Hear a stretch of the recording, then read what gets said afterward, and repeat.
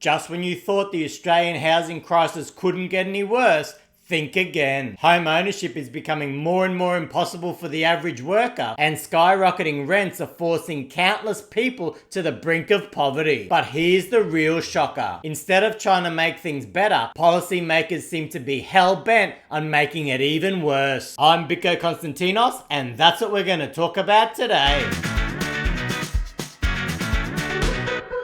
What's red and really bad for your teeth? A brick. And you'd have to have bricks in your head to watch my content, but why don't you give it a chance anyway? So please like this video and subscribe to my channel if you haven't already. The best flavor of ice cream is vanilla, and you can't change my mind about it. Now let's check out what's been happening in the Australian housing market. You probably think that housing affordability is bad. Unfortunately, it's worse than you thought. Hopefully everyone on my channel knows how bad it is, because that's what I'm always harping on about. Why don't you talk about something else, people say? How about new? But the trouble is, housing affordability isn't bad for everyone in Australia. You see, if you own multiple properties, those properties have had massive capital gains, and with that increased equity, you can quite easily purchase additional properties, sometimes 100% cash. So even though the housing market is a complete disaster, for many Australians, it's actually been better than winning First Division Lotto. How about that for a wealth divide? Now, 10 years ago, Joe Hockey said, the starting point for a first home buyer is to get a good job, pays good money. If housing were unaffordable in Sydney, no one would be buying it. Well, 30 years ago, you only needed one average income per household to buy the median home. In the 2000s, you needed 2 average incomes. And today in most cities in Australia, you pretty much need 3 average incomes to buy a home. It's almost impossible to buy your first home without some sort of support. we put that to the test. What we did was took someone with the average male full-time earnings. Now, that's actually someone who's earning more than 80% of people, so a really good job. Real good jobs just don't cut it anymore. You have to be an OnlyFans model just like me.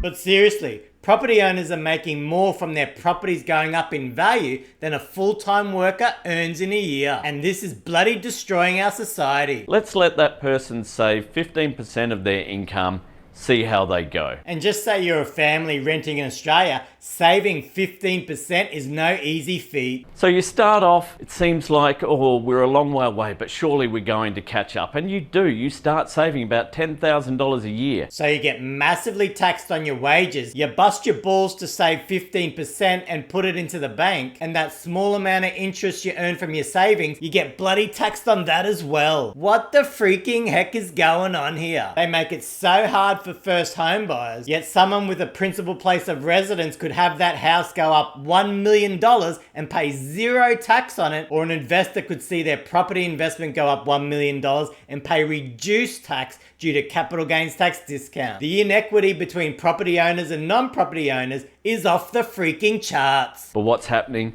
The cost of houses is going up even faster. This is why young people and future generations are getting royally screwed in Australia. Previous generations just had to save money from an average job, and they could easily buy a home and pay it off relatively quickly. But now, the value of every dollar you earn is being completely destroyed due to inflation. So the old strategy of cutting costs to save for a deposit no longer works. You now have to make extraordinary income to be in with a chance, and that's completely un-Australian.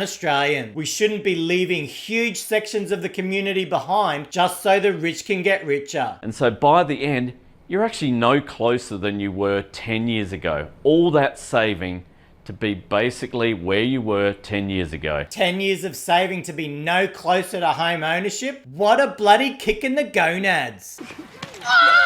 Thanks to Greg Jericho from the Australian Institute for that example. So trying to buy a home is currently insane, but now even trying to rent can push you to the financial brink. A new report shows that a 6-figure salary is required to afford the average rent. So the 2025 priced out report shows that Australian renters require an annual income of at least $130,000 to be able to afford the national median rent and not to fall into rental stress. Now this report is based off the national unit median rent. So it's nothing fancy like renting a home, but it's still shocking. The report report shows that people on a wage of $100,000 a year, which is a good wage, are spending huge percentages of their income on rent in some places. In northern Western Australia, it's 55% of their income. In the Gold Coast, it's 54%, and in Sydney, it's 48%. Then you've got places like the Sunshine Coast, which is 46%, Perth, which is 43%, and Brisbane, which is 40%. This just highlights the shocking state of the rental market in Australia. The only way rents can be this insane compared to income is if we create so much demand that landlords have all the leverage and can jack up rent prices however much they want. And sadly, that's what Australia has done. Next,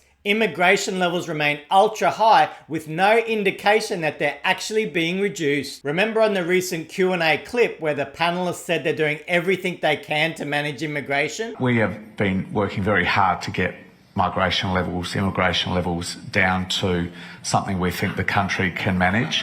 Well, just in January 2025, we saw a record 200,000 foreign students come into Australia. So that's 200,000 foreign students come in 1 month. And to put that number in perspective, the population of Greater Hobart in Tasmania is only around 250,000. This is an absolute betrayal to renters because demand will stay ultra high, meaning rents will continue to be surged, but also it'll remain ridiculously hard just to find a rental. Now, Matt Barry recently pointed out that the US and Canada have closed their doors to India, and that could see a flow-on effect of many foreign students coming to Australia when their visas expire. So countries like the US and Canada seem to be clamping down on foreign students and immigration in general, and this is to improve housing conditions for their citizens. So why isn't Australia doing the same bloody thing? Sorry guys, you might become homeless, but at least our house prices are still rising. Lastly, the government has just announced that they're expanding their Help to Buy scheme so that more Australians can own their first home with smaller deposits and lower repayments. Now, some people might think this is a good thing, but I bloody don't. Now, the root cause of our current housing disaster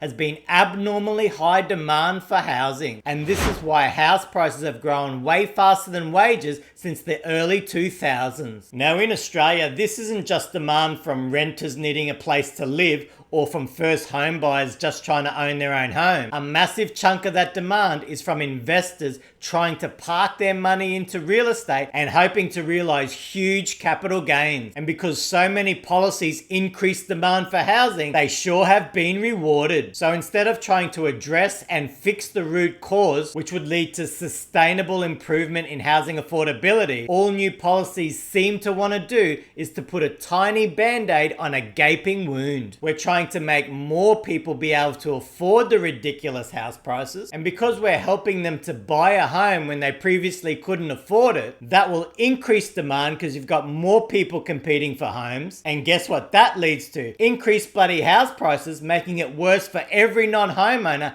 and future generations. So under this scheme, the federal government will help first home buyers by contributing 30% of the purchase price of an existing property or 40% for a new property. The first home buyer only has to contribute 2% deposit, and over time, they can either buy out the government's stake or repay it when they go to sell. So the government's chucking in another $800 million by relaxing the criteria for this Help to Buy scheme by making it so you can buy more expensive houses. So you could buy $1 million house with a 2% deposit, which is only $20,000. Do you see how many policies in Australia are geared towards increasing demand for housing? We've got this Help to Buy scheme, first homeowners grants. Some parties want to allow more use of super to buy houses. We've got over generous tax concessions for property owners. And then we've got mass immigration, which lines the pockets of property owners and big business, but makes life exponentially harder for everyone else. So this housing disaster isn't just dragging on, it's accelerating. 2 decades of failure,